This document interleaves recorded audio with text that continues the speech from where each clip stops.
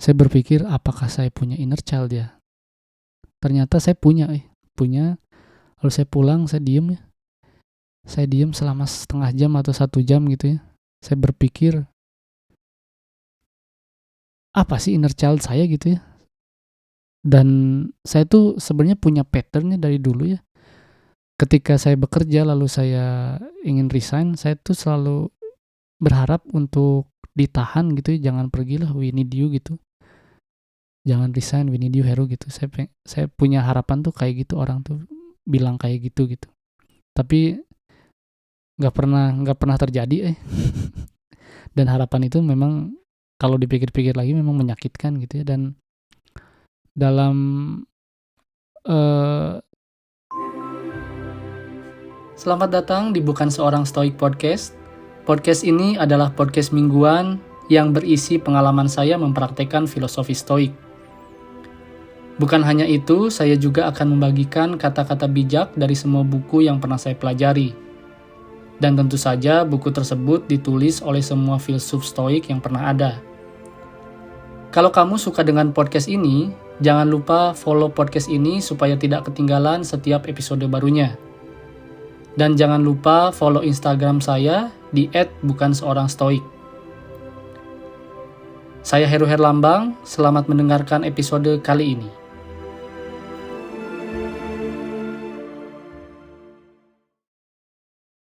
Episode 9 dari Bukan Seorang Stoik Podcast, dan ini adalah jurnal suara yang saya buat setiap minggu untuk mengingatkan saya supaya saya bisa berkata tidak terima kasih kepada emosi yang menyita waktu, kegiatan yang tidak berguna, dan orang-orang yang tidak memberikan dampak positif. Minggu ini benar-benar luar biasa bagi saya gitu ya. Saya mencoba untuk tidak berpikir dan berkata-kata apa yang akan saya katakan dalam podcast ini dalam pikiran saya gitu. Jadi saya berusaha mengosongkan pikiran saya selama seminggu ini dan tidak membayangkan apa yang harus saya katakan dalam podcast ini gitu ya, supaya pas saya tekan tombol rekam, saya bisa mengatakan semua yang ingin saya katakan, semua yang ingin saya sampaikan mengenai 1 minggu kemarin gitu. Nah, minggu kemarin itu saya mengalami banyak sekali ujian, dan ujian itu tentunya memberikan efek kejut yang luar biasa gitu ya. Ada dua eh, kejadian yang benar-benar menuntut saya untuk eh, menggunakan kemampuan seorang stoik gitu ya. Yang pertama, seharusnya itu kemarin saya ada di Los Angeles, pergi ke Los Angeles untuk bertemu dengan pengacara saya, dan dia bilang udah oke, Mas Heru katanya, berangkat aja beli tiket katanya gitu kan. Dokumennya udah siap gitu, udah ada di kantor. Nah, begitu dia bilang begitu ya, saya langsung beli tiket, beli booking hotel untuk 4 hari gitu ya. Tiket dan booking dan hotel itu kira-kira kosnya itu sekitar $1.000 lah ya, $1.000 4 hari. Sudah booking, sudah selesai semuanya. Ternyata pada hari Sabtu malam, dia baru ngabarin bahwa dokumennya kurang satu ternyata. Jadi saya itu ke sana harus bikin ID, dan eh, ketika saya bikin ID, syarat-syaratnya itu ada 2 dokumen, dan dokumennya itu kurang satu gitu. Dan saya bilang, jadi gimana nih, berangkat apa enggak? Karena kalau kurang satu akan percuma ke dokumennya gitu. Akan percuma saya berangkat, maksudnya akan percuma saya berangkat karena saya tidak akan bisa bikin ID tanpa satu dokumen itu gitu. Kalau 2 dokumen itu nggak ada, saya nggak bisa bikin ID. Dan ketika saya berangkat pun saya akan merasa percuma gitu ya. Jadinya terus terang sedikit agak emosi sih sama sama asisten pengacaranya gitu ya.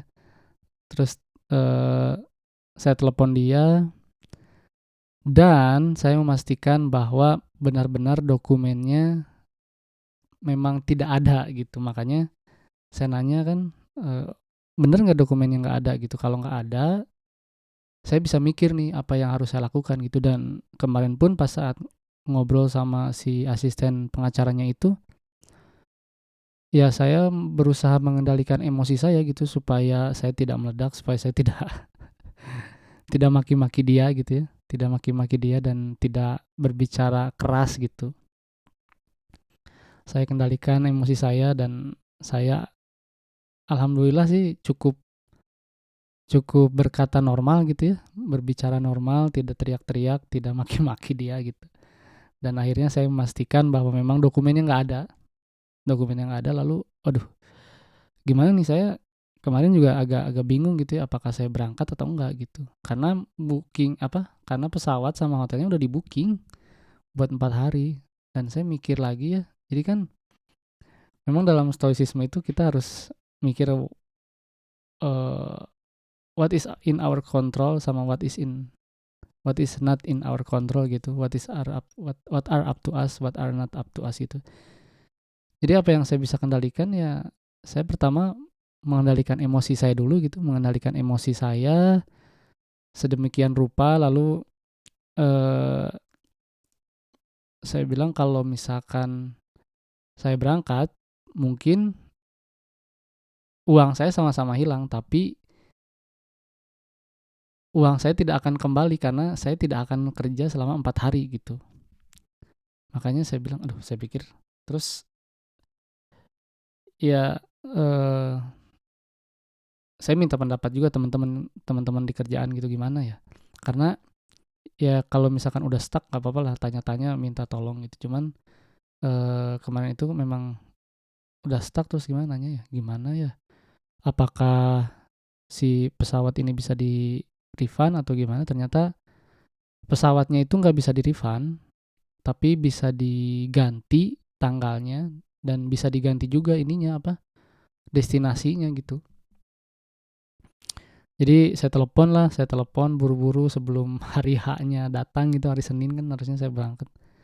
Saya telepon hari Minggu, kalau nggak salah hari Minggu malam, telepon eh, apa namanya, telepon pesawatnya. Kemarin saya pakai American Airlines gitu, saya telepon American Airlines. Terus ya ternyata bisa diganti tanggalnya dan destinasinya pun bisa diganti, dari kemananya itu bisa diganti gitu. Asal jangan ganti eh, profil penumpang aja gitu.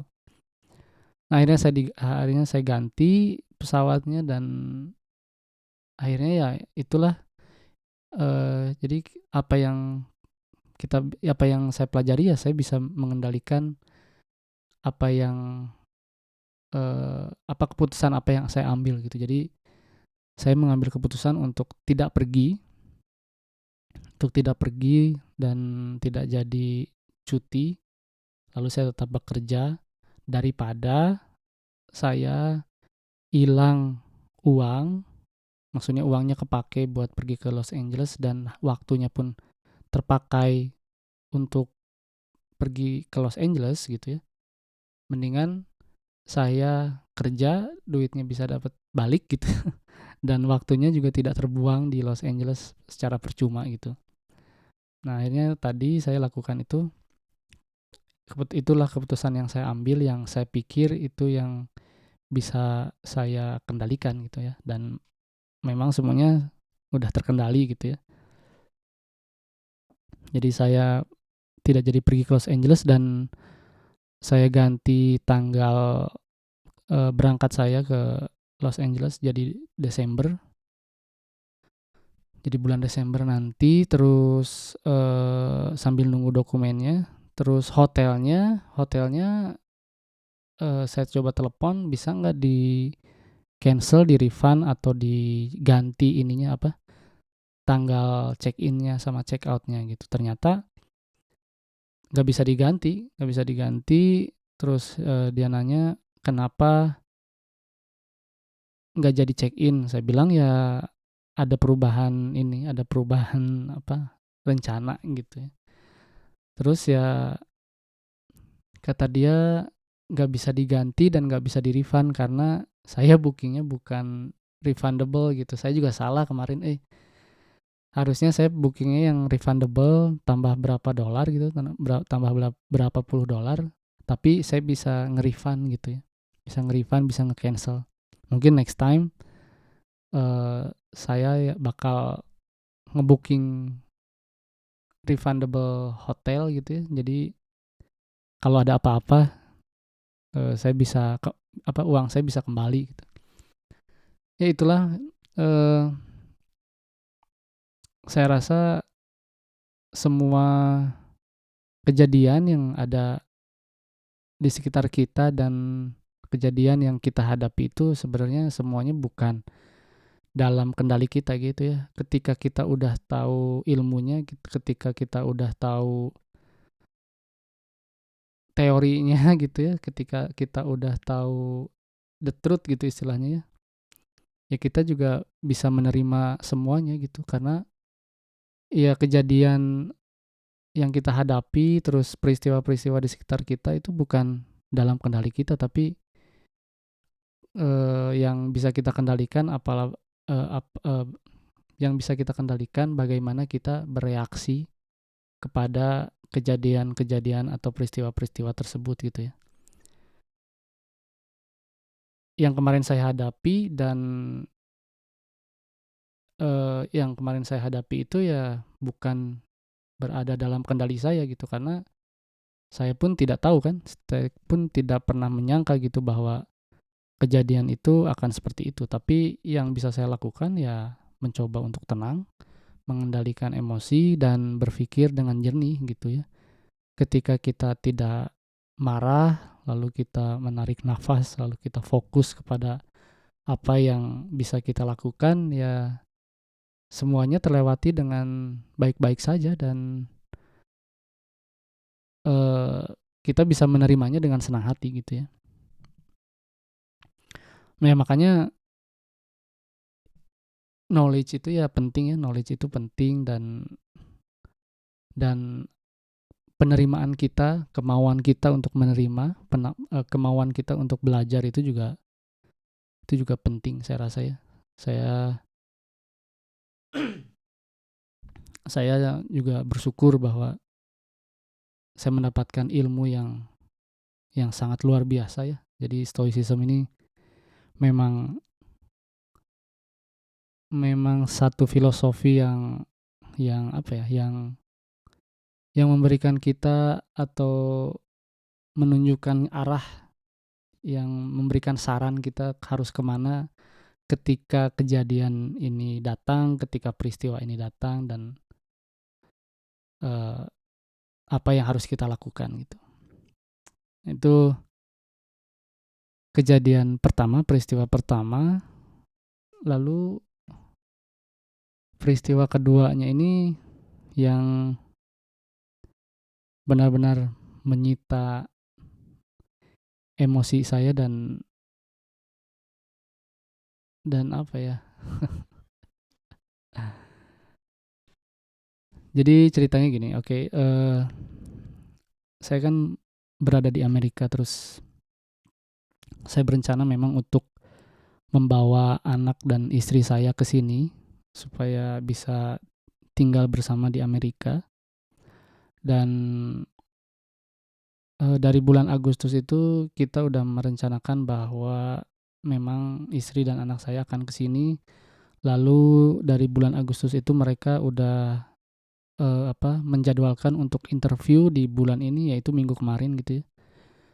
Eh, Minggu ini maksudnya, minggu ini eh, untuk wawancara di kedutaan Amerika di Manila agar bisa mendapatkan visa untuk datang ke sini gitu ke Amerika. Nah, momen itu memang saya sama istri saya sudah menunggu gitu ya, sudah menunggu dan di dalam pikiran saya akhirnya kesempatan ini datang untuk wawancara di kedutaan besar Amerika gitu. Jadi kemarin itu istri saya mulai interviewnya itu wawancaranya itu jam 7 waktu Manila.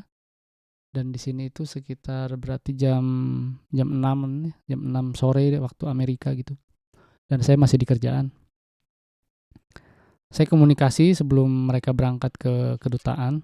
Saya komunikasi terus saya bilang oke lah, good luck lah, whatever happen, it happen gitu. Buat tidak ada yang bisa kita kendalikan kecuali ya penerimaan kita nanti. Jadi apapun yang terjadi ya memang harus terjadi dan kita harus menerima semua itu, saya bilang ke istri saya gitu ya.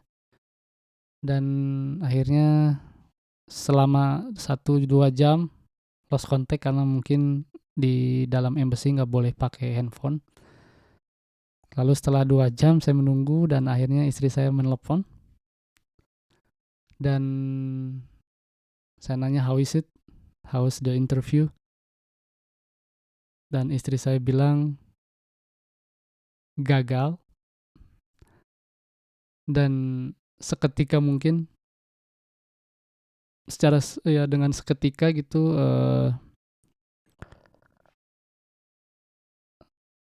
ekspresi saya berubah mungkin ya. Istri saya juga ngelihat gitu karena ya terus terang saya sedikit sedikit banyaknya pasti kecewa gitu ya. Tapi kan kembali lagi gitu saya mengingat lagi bahwa saya sudah melakukan premeditatio malorum sebelumnya gitu ya. Jadi I imagine what the worst thing will come gitu ya. Jadi saya membayangkan hal buruk apa yang akan terjadi nih, saya bilang. Iya, hal yang buruk itu ya tidak bisa datang ke sini karena pengajuan visanya ditolak gitu. Dan apa yang harus saya lakukan ya saya harus bisa menerima karena mau bersedih, mau kecewa, mau marah-marah pun ya tidak akan merubah keputusan embassy itu untuk meloloskan istri dan anak saya gitu. Ya, jadi saya bilang gagal gitu. Mereka tidak meloloskan istri dan anak saya. Mereka itu ya embassy-nya. Dan saya sedikit kecewa tapi kemarin itu saya move on lumayan cepat karena ya mungkin ya udah tahu ilmunya. Jadi saya memilih untuk tidak memikirkan itu dan saya memilih untuk ya oke lah, no problem gitu. Dan istri saya juga setelah itu langsung ngomong ke agensinya, kata agensinya bisa coba lagi sampai berkali-kali pun nggak masalah gitu ya. Sampai soalnya banyak juga kasus yang sudah berkali-kali mencoba tapi akhirnya diterima juga, diperbolehkan juga gitu mendapatkan visa. Jadi ya oke lah, sampai akhirnya kita memutuskan untuk apply lagi. Istri saya dan anak saya akan apply lagi dan mereka akan mendapatkan kesempatan interviewnya nanti bulan apa sih? Bulan Maret kalau nggak salah ya. Antara Maret dan April lah. Antara Maret dan April dan ya mudah-mudahan bisa keterima ya. Tapi ya lagi-lagi kita tidak boleh berharap semua ini akan baik-baik saja ya dalam stoicisme. Kita harus merencanakan all the way, we plan all the way gitu ya. Bagaimana kalau rencana ini tidak berhasil, bagaimana penerimaan kita.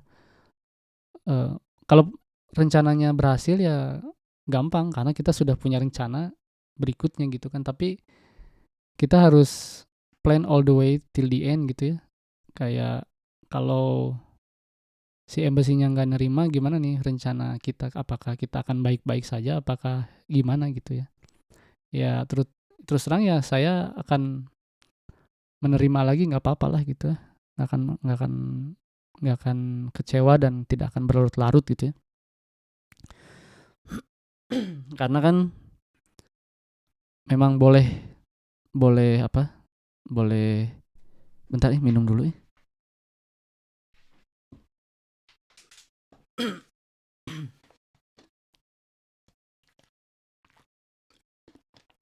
karena kan boleh ngeplay berkali-kali gitu ya. Unlimited sih kata agensinya gitu ya. Cuman saya nggak tahu apakah benar unlimited atau enggak gitu. Tapi kalau dari Filipina itu banyak cara sebenarnya datang ke sini, karena orang-orang Filipina kan banyak banget di Indonesia dan banyak program, banyak banget di Amerika dan banyak program orang Filipina itu bagaimana caranya untuk kerja ke Amerika gitu. Makanya ini lagi nyari tahu jalan-jalan apa lagi untuk ke sini gitu, dan untuk bisa mendapatkan visa ke sini gitu. Supaya istri saya sama anak saya bisa datang gitu. Ya kita lihat nanti aja ya, cuman terus terang saya tidak mau eh, terlalu banyak berharap, dan saya juga tidak akan membayangkan hal-hal yang indah dulu gitu ya. Hal-hal yang indah mungkin gampang dilakukan, tapi hal-hal yang sulit itu yang sulit untuk dilakukan ketika kita tidak punya rencana gitu. Makanya eh, kemarin pun sebenarnya ketika ketika istri saya bilang ditolak gitu ya, rencana yang alternatif lainnya di kepala saya itu muncul muncul muncul banyak sekali gitu, tapi saya tidak mau mengungkapkannya gitu ya, dan saya juga tidak mau mengungkapkan di sini gitu. Itu biarin aja ada di kepala saya, dan biarkan saja kepala saya yang mengolahnya, dan eh, saya memberi waktu kepada diri saya untuk berpikir, untuk mencerna semua rencana itu, apakah baik, apakah buruk, lalu dampaknya seperti apa, dan apakah rencana itu layak untuk dilakukan gitu. Ya banyak sekali ya. Jadi memang si stoicism ini sangat make sense ya dalam hidup kita gitu ya. Apalagi memang di era ya, sebenarnya kan memang ceritanya itu si stoicism ini ditemukan oleh si Zeno ini lebih dari 2000 tahun yang lalu gitu. Dan Zeno ini kan juga kehilangan semua harta dan barang jualannya gitu di tengah laut. Sehingga mungkin dia juga berpikir bagaimana caranya untuk menjadi bijak seperti orang-orang bijak di Athena gitu, di Yunani. Dan akhirnya dia belajar dari Krates, dan dia menemukan mendirikan sekolahnya gitu ya, mendirikan sekolahnya di daerah yang namanya Stoa Pokile. Itu the painted porch gitu ya, jadi teras yang dicat putih gitu, nggak tahu putih nggak tahu enggak, pokoknya yang eh, teras yang dicat gitu, nama arti dari Stoa Pokile itu. Akhirnya dia mendapatkan murid-muridnya dan mengajarkan bahwa di dunia ini ada dua hal, satu hal yang bisa kita kendalikan, satu yang tidak bisa kita kendalikan gitu. Jadi ya bagi kamu yang sedang mempraktekkan stoicism, ya harus sering-sering berlatih ya, berlatihnya dengan ketika ada peristiwa yang kamu hadapi, ya gunakan si dua hal itu, dikotomi kendali itu. Jadi mana yang dalam kendali kamu, mana yang harus kamu kendalikan, yang bisa kamu kendalikan gitu. Maksudnya mana yang ada di luar kendali kamu, bener gak sih tadi saya ngomong? Ya pokoknya harus pakai dikotomi kendali itu, mana yang ada peristiwa apa yang ada di luar kendali kamu, dan apa yang bisa kamu lakukan yang berada di dalam kendali kamu sepenuhnya gitu. Gitu ya. Terus ketika istri saya mengabarkan saya ditolak, ya saya berpikir, waduh berarti bakal lama lagi saya ketemu dengan anak istri nih. Yang saya khawatirkan sebenarnya anak saya terus terang rindu sekali kepada anak saya. Ya saya juga rindu kepada istri, tetapi mungkin bagi kamu yang menjadi bapak gitu ya, kerinduan seorang bapak kepada anak itu lebih lebih lebih dalam gitu ya daripada kepada istrinya gitu. Eh, dan kemarin itu saya lagi membaca buku ketiganya Ryan Holiday yang judulnya Stillness is the Key. Terus ada bagian yang berjudul inner child. Jadi inner child itu adalah luka lama ketika kita kecil yang berada di diri kita yang sudah sebesar ini gitu. Jadi banyak sekali orang yang nggak bisa berdamai dengan inner child-nya sendiri, sehingga inner child-nya itu berdampak kepada emosinya dia, cara dia eh, mengambil keputusan, cara dia bersikap pada saat dewasa gitu ya. Dan terus terang ya saya merasa khawatir gitu kepada anak saya, takutnya anak saya juga akan mempunyai inner child gitu. Tapi ya mungkin setelah saya pikir-pikir gitu ya, ya itu pun bukan dalam kendali saya gitu ya. Saya kan tidak tahu ketika saya pulang pun dekat dengan dia, atau dia kesini pun dekatan dengan saya gitu, apakah eh, menjamin dia tidak punya inner child gitu, luka di hatinya gitu kan, tidak menjamin juga. Jadi saya juga kemarin mencoba untuk mengolah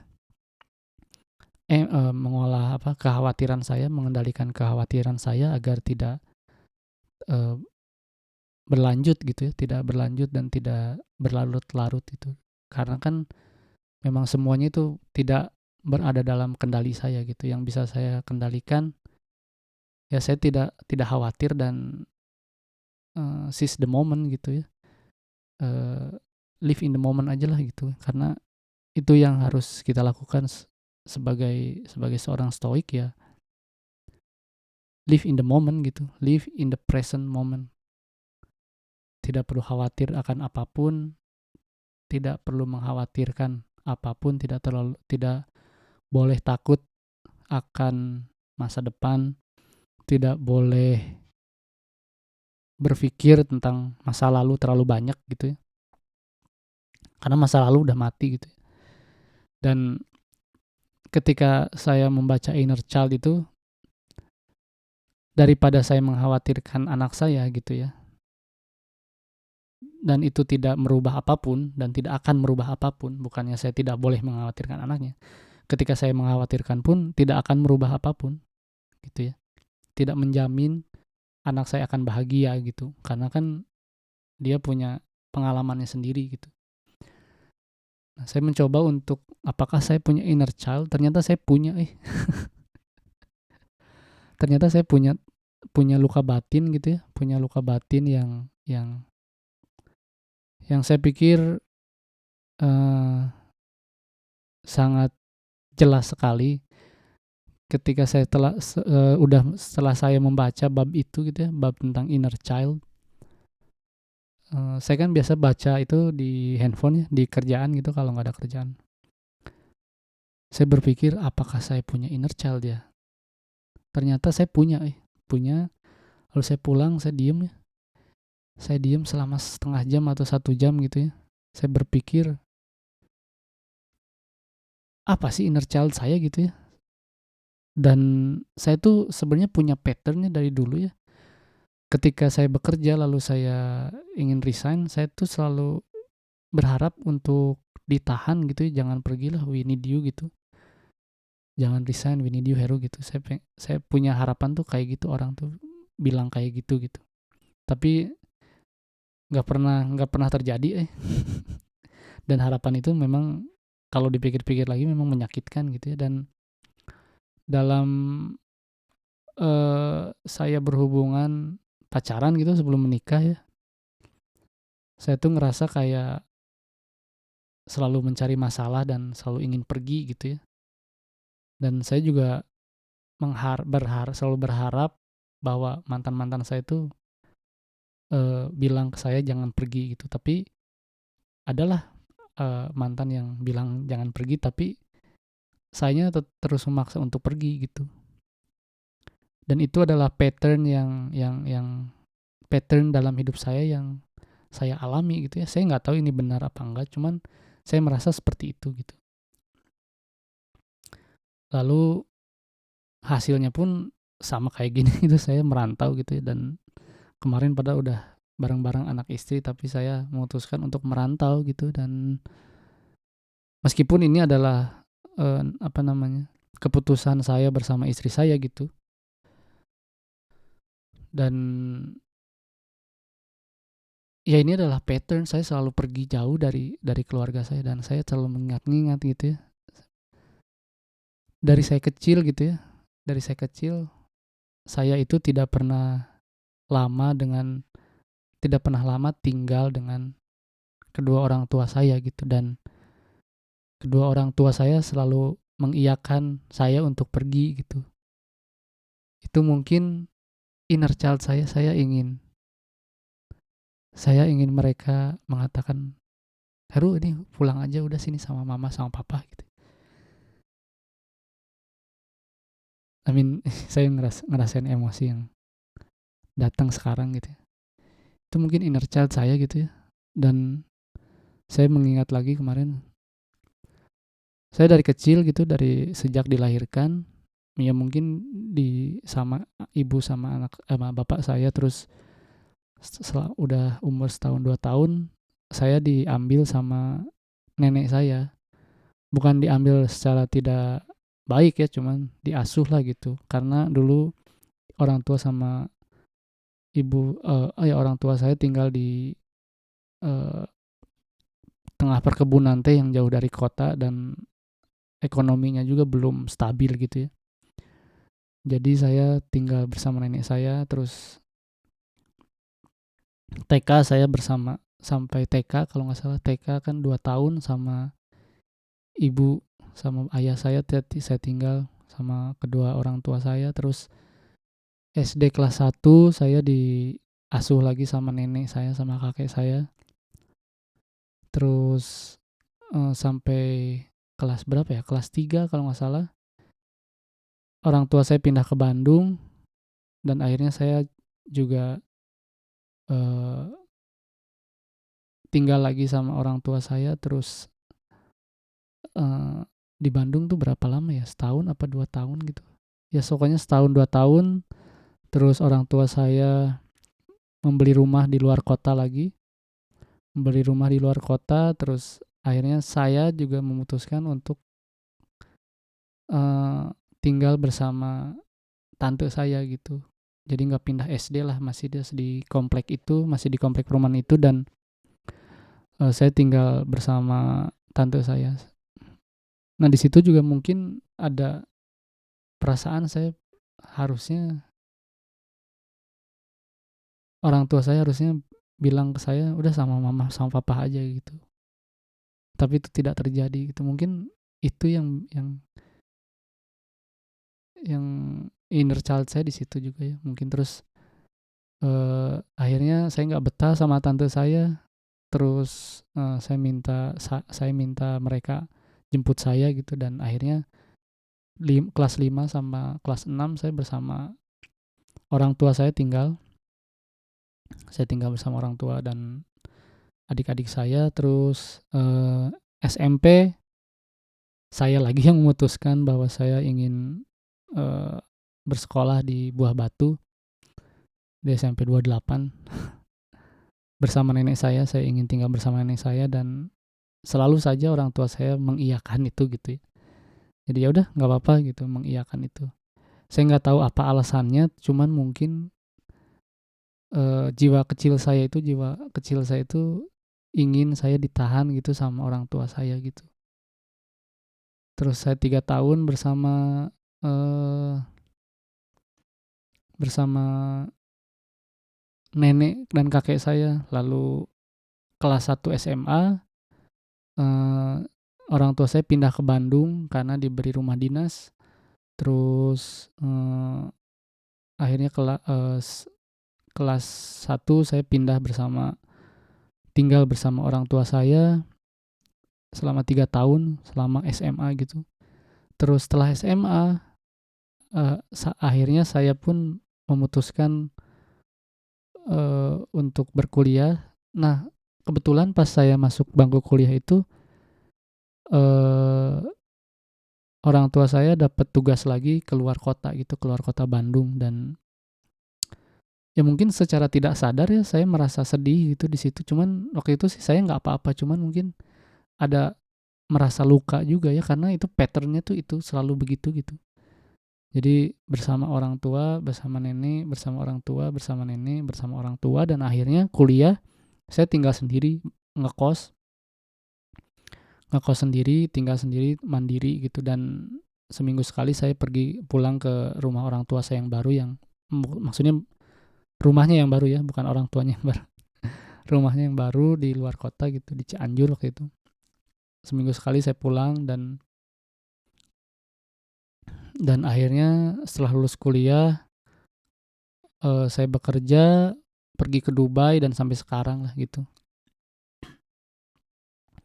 Saya berpikir saya tuh selalu rindu yang namanya rumah gitu ya.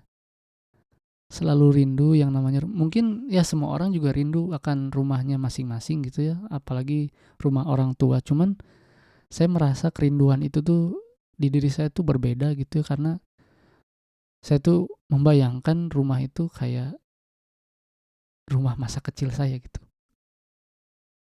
Dimana saya bisa kayak,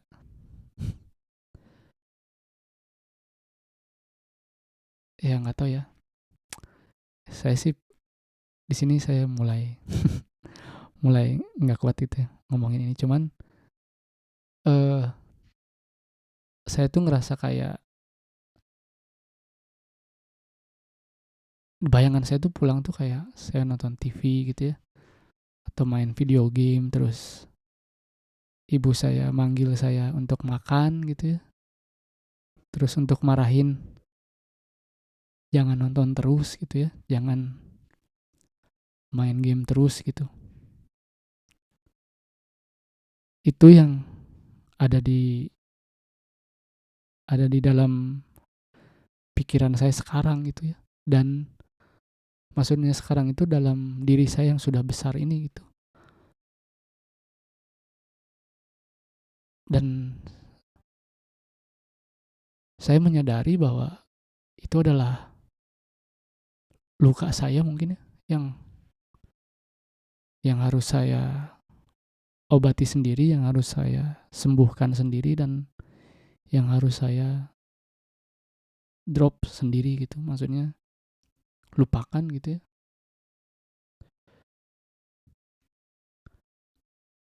Dan dalam buku itu bagaimana caranya untuk kita menghilangkan inner child ini, ya kita bilang pada diri kita sendiri, saya juga harus bilang pada diri saya sendiri kalau inner child itu datang, it's okay gitu lah ya. Jadi biarkan si jiwa anak-anak di dalam diri kita itu dipeluk sama diri kita yang udah besar gitu ya, dan bilang udah nggak apa-apa, nggak apa-apa, jadi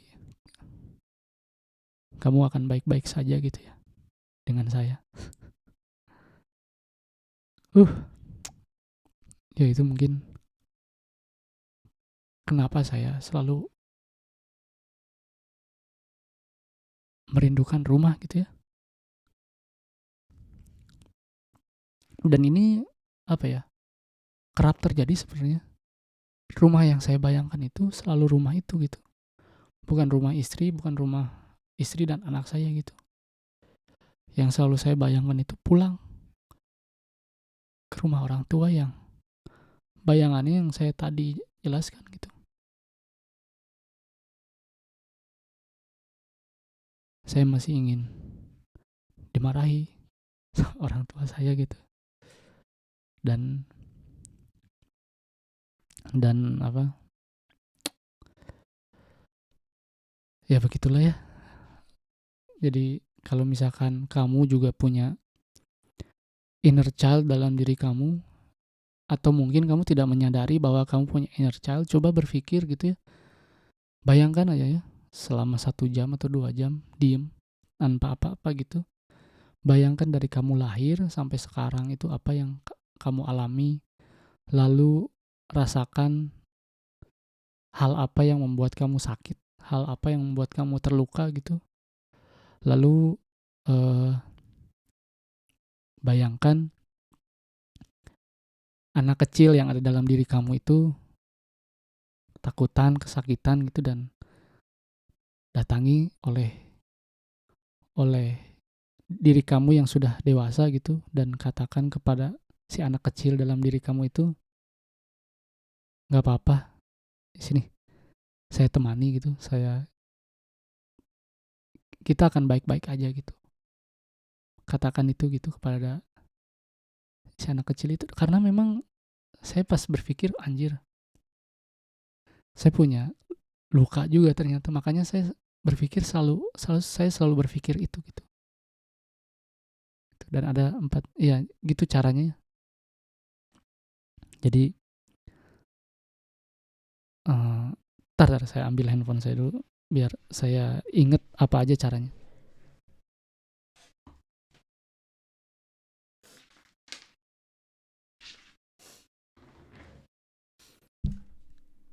Ya jadi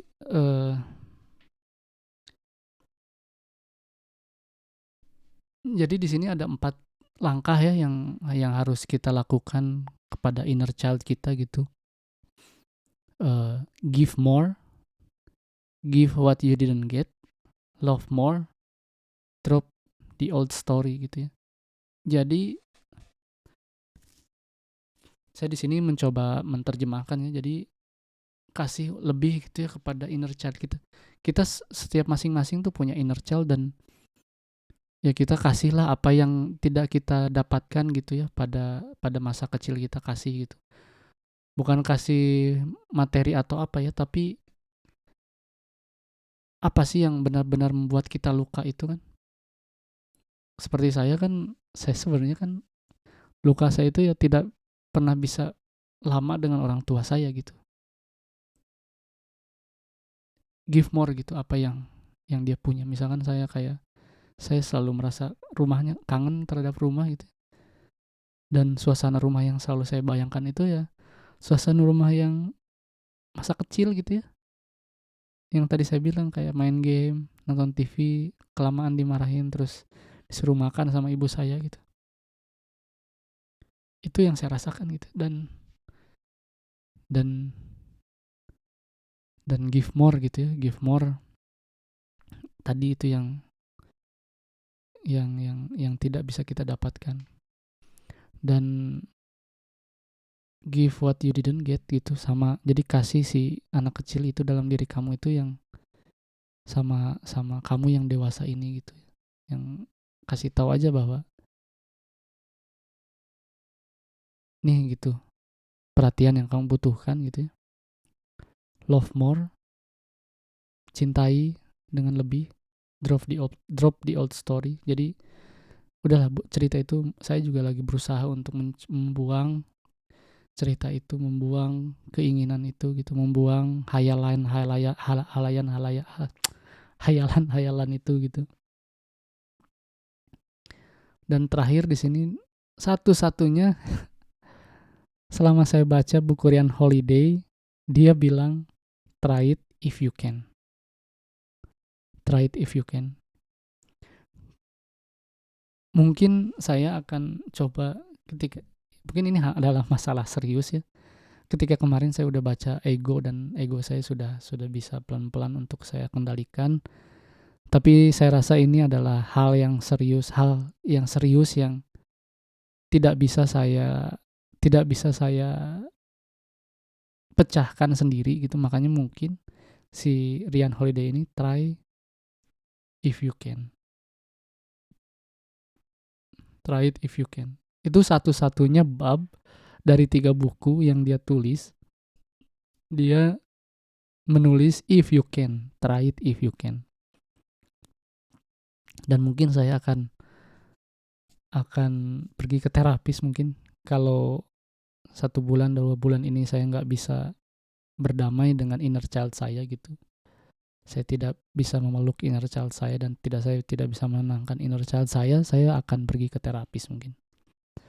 Biar bisa selesai gitu ya. Dan saya tidak menyalahkan orang tua saya gitu, cuman saya sayang sama orang tua saya, cuman kan itu yang mengganggu hidup saya gitu. Luka-luka itu yang mengganggu hidup saya gitu.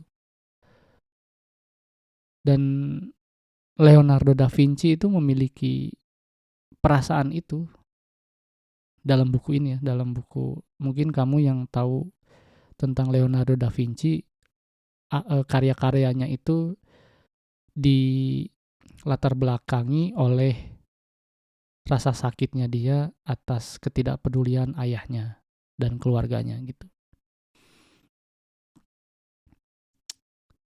Ya minggu ini memang cukup menguras energi bagi saya ya. Menguras energi, tapi ketika kita udah tahu ilmunya ya, ketika saya udah tahu ilmunya tuh kayak energi itu kayak unlimited gitu, karena kita bisa mengendalikannya kapan harus keluar, kapan harus tidak keluar gitu, dan kebanyakan kita mengendalikannya agar tidak keluar gitu. Jadi energi itu masih terpreserve dalam diri kita, dalam pikiran kita, jadi kita tidak terlalu capek gitu ya. Dan ini adalah episode yang juga bagi saya menguras energi, karena saya merasa sedih ketika menceritakan tentang inner child saya gitu, dan memang itu yang saya rasakan gitu ya. Itu yang saya rasakan, dan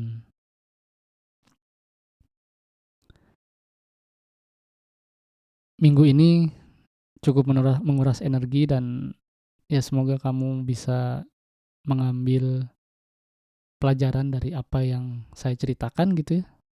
Dan jika kamu punya inner child, coba kamu pikir